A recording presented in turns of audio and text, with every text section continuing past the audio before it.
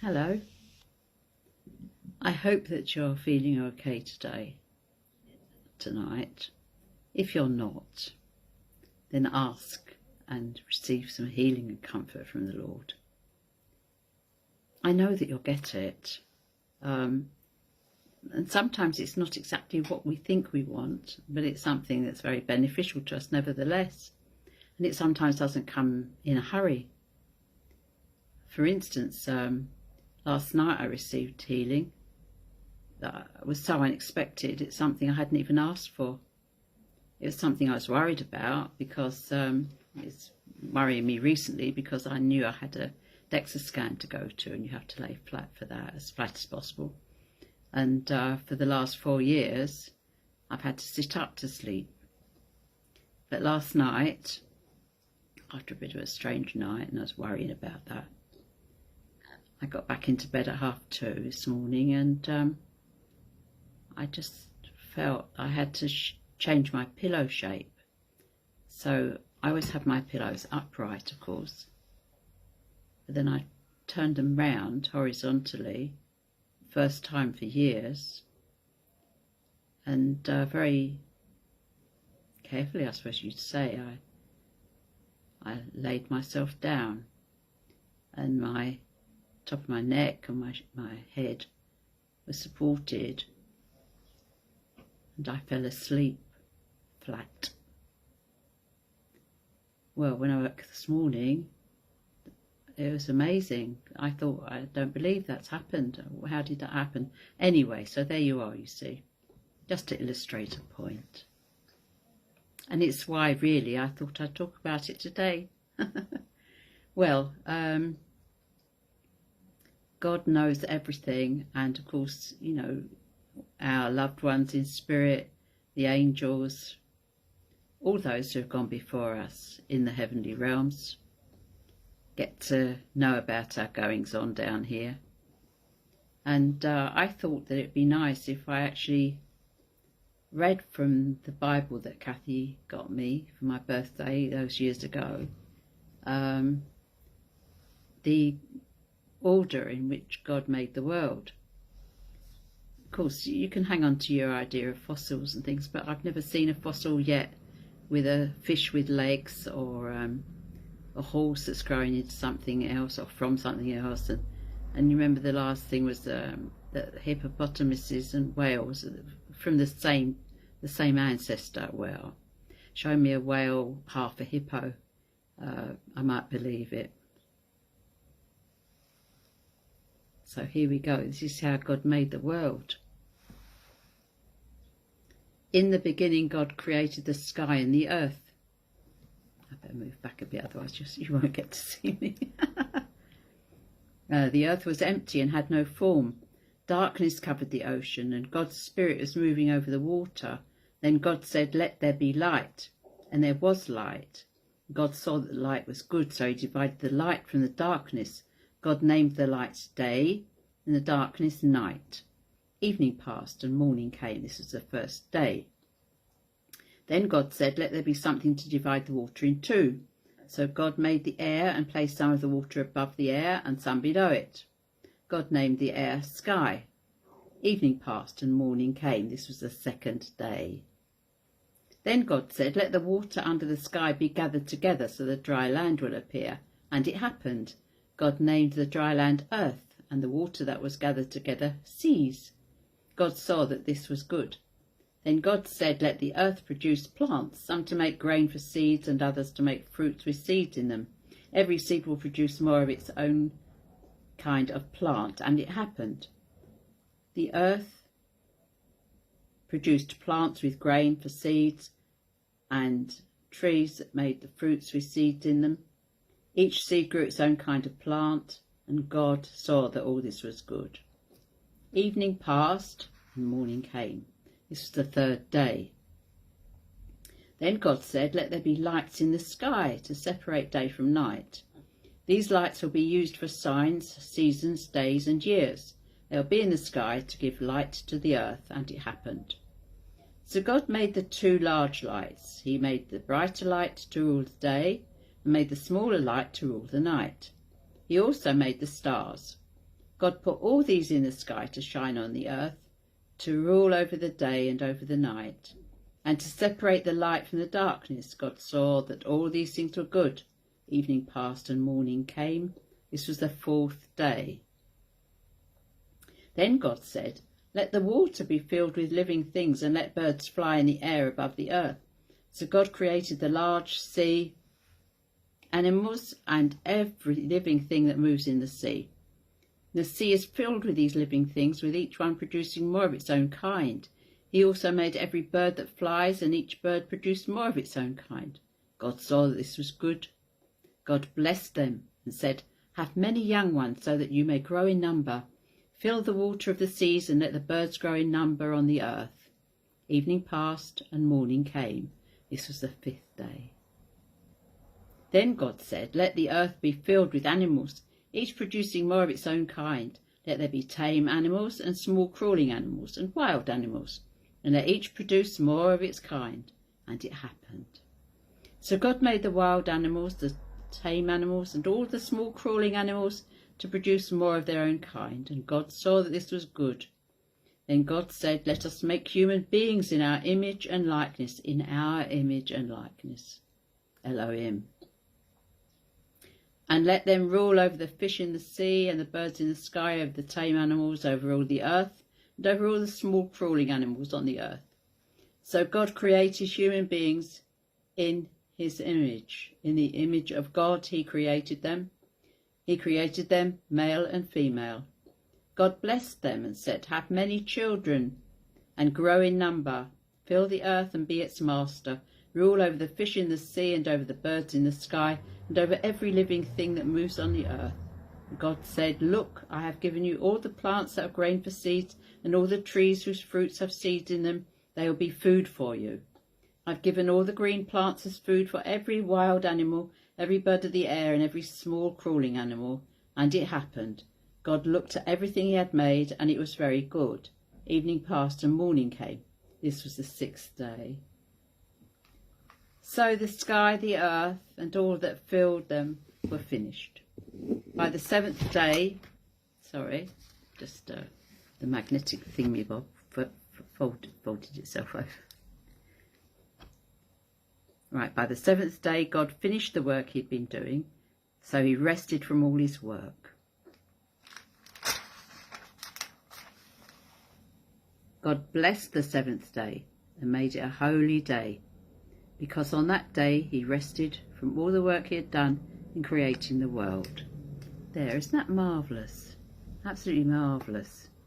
And you know the exaltations that Jesus made that were so important. He said we should love the Lord our God with all our heart, with all our soul, with all our might. And of course that's from Deuteronomy chapter 6 verses 4 to 9. This is what God told Moses to tell the children of Israel who'd left slavery in Egypt as they'd gone through the desert there. The first schlep after Genesis, Exodus. So, and that's what we heard. And then after that, Jesus said the second most important commandment is to love one another, and he got that from Leviticus chapter 19 verse 18. And so you see, he knew all about the Bible and the words of God. And of course he was spreading another aspect. He called it the spiritual way. They all called it the spiritual way, actually. And all of Jesus' followers at the time, apart from a couple, were actually Jews themselves. And of course there was this sort of breakaway group as things happen. And Paul, who was Shaul, the Sadducee, I think was he a Sadducee or a Pharisee? Anyway, he was a very antagonistic person at the time, of Jesus' life, and was rather instrumental in hunting down followers and bringing them to a book. But he had an experience on his way to Damascus, and found himself a follower of the spiritual way himself. And of course, all those letters that he wrote to the churches that he founded all over the place, they're written in the New Testament of this book.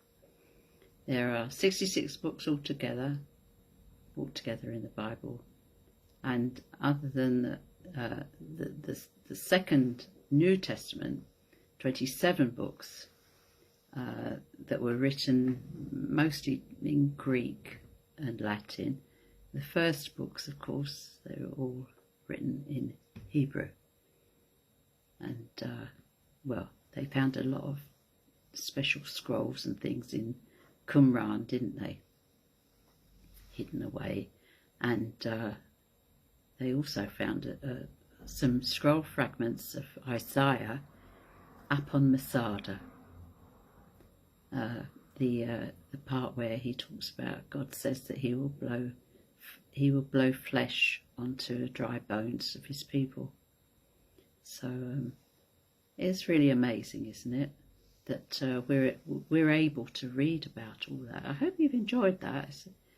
I'm just trying to sort of explain that, you know, God's in charge, and we can ask and we can speak and have a communication with not just God, but everybody beneath him, if you like, and our loved ones particularly, who are on the other side of life, under the auspices of the good God who made them in the first place.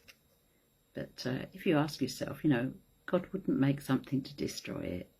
And don't forget the allegory, if you like, after the flood, when they came to dry land on Mount Ararat, and they looked out, they saw a rainbow. And that is God's promise that he would never again destroy the people. Now then, and this one that Kathy got me the other day is John Bunyan's Pilgrim's Progress. And the thing was that she felt prompted to get it for me the day that he passed away. He passed away in 1658, I think it was, she said. Not sure about that. Oh dear. But he passed away on the 31st of August. And 1688. Oh dear. 88. I'm so sorry. So that was it, you see. And he was not buried in Westminster Abbey, but Bunhill Fields, a place for dissenters to be buried. So there's always been dissent, hasn't there? But thank God for that. And now, as is our wont, I'll get us a message to prove that those we love and those who love us in the world of spirit, in the heavenly realms, listen to what we say. And I'll open this and see what we get. It's my little old hymn book.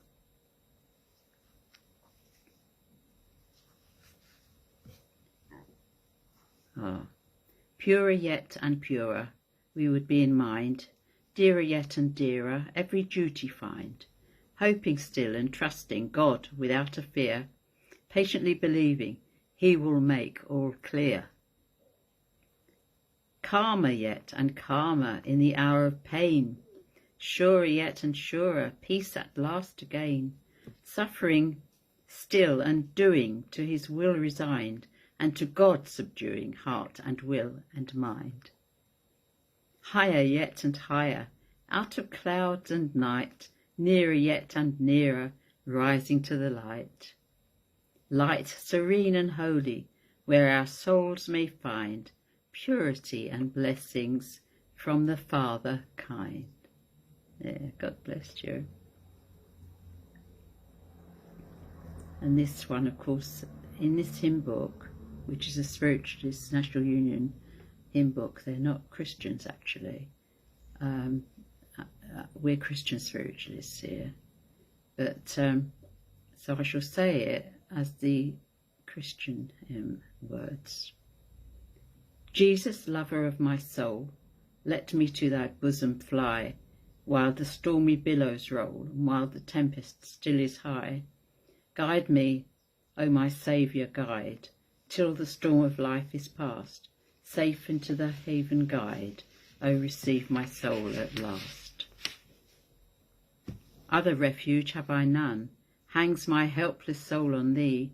Leave, O leave me not alone, still support and comfort me. All my trust on thee is stayed, all my help from thee I bring. Cover my defenceless head with the shadow of thy wing. Plenteous grace with thee is found. Cleanse me, Lord, from every sin. Let the healing streams abound. Make and keep me pure within. Thou of life the fountain art. Freely let me take of thee. Spring thou up within my heart. Rise to all eternity. There. That was the hymn that I used to love to sing and to hear when I was a very young teenager at the Salvation Army. It's a lovely, lovely hymn. And you know, if you have an issue, you can put in Father instead, but I thought I would just repeat it as I remember it and as I know it. So I hope that you get a peaceful and comforted rest of the time that you have this day and every day, and that your night times are restful and comforted too. So yeah, I hope you've enjoyed this little chat with me.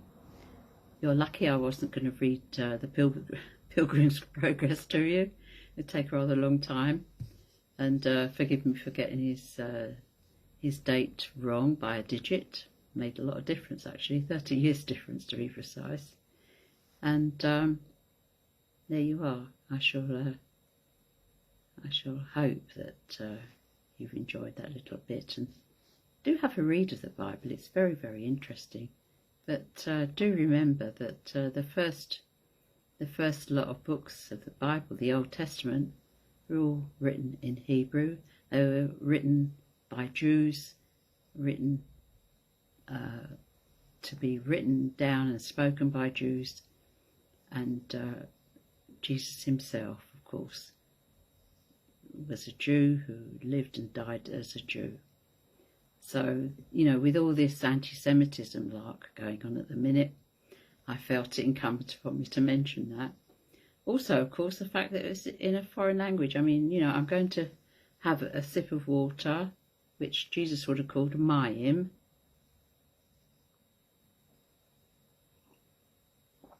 And of course, he turned that into yayin, which is wine. Yayin is his language, the Hebrew language, at the wedding in Cana. So I'll say, God bless you. May the Lord make his face to shine upon you and give you peace. Amen. Bye for now.